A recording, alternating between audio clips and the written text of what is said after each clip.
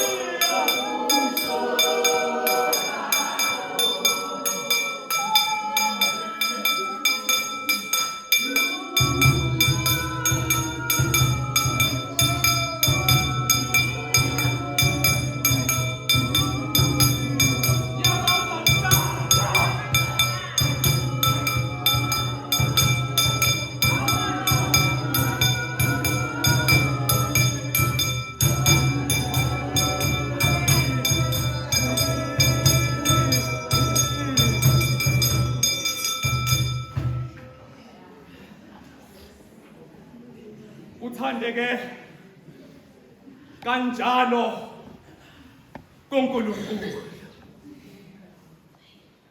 atho yaziyo indaba kaMose athi lenkunzi ifike kanjani ukuba izibe ngumalusi wezimvu zikaJethro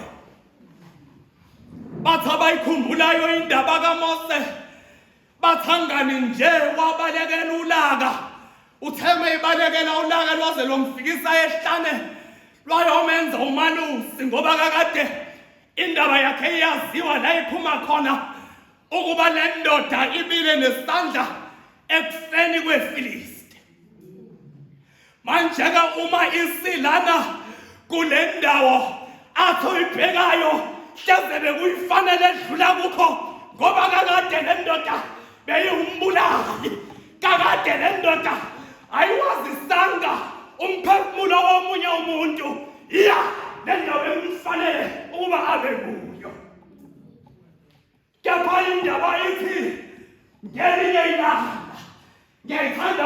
ngelinye ilanga ngoba iveza ukuba ilanga elihlukile leli. Ithi ngelinye ilanga wazithatha izimvu wenza okuhlukile ngazo. Uzithathile izimvu wahamba wayongena nazo ehlane.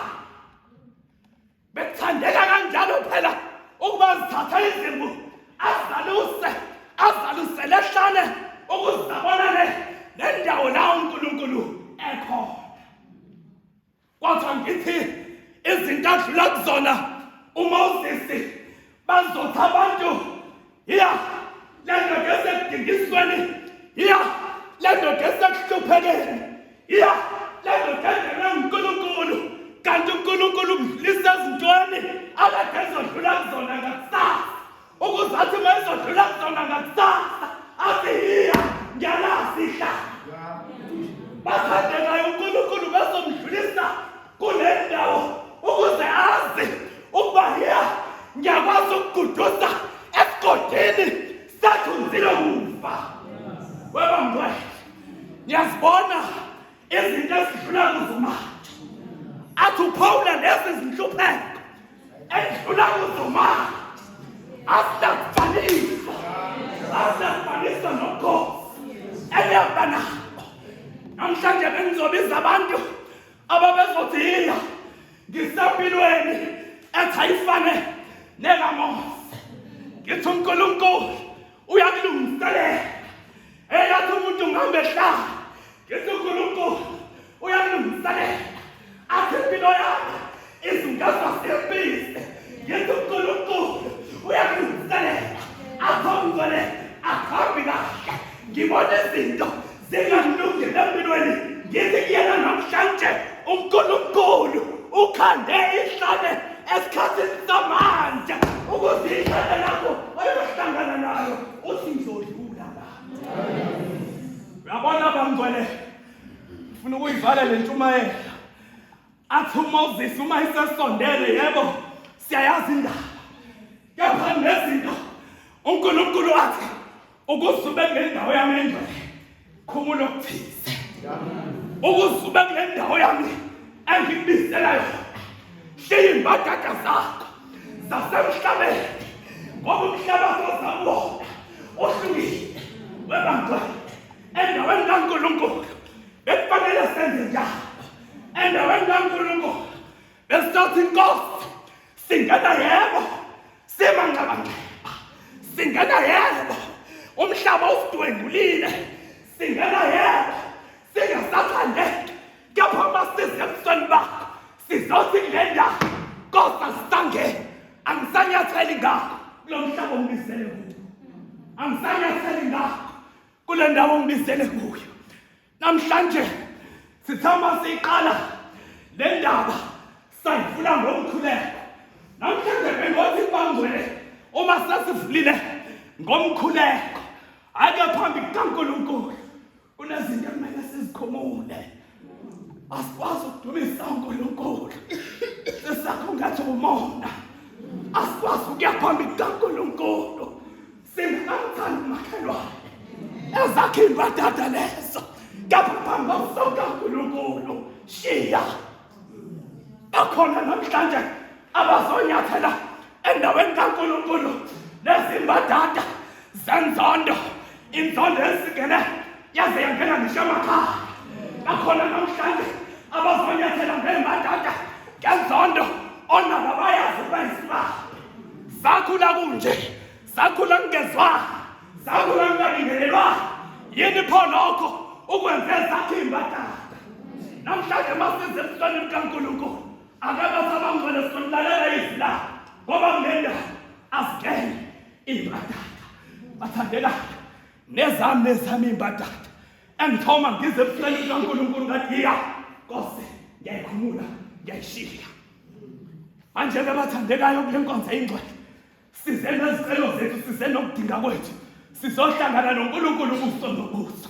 Sizohlangana noNkulunkulu sifika sibeke indaba yethu. Ungayibeki indaba yakho usafaka imbadada ezoqhuba. Amen.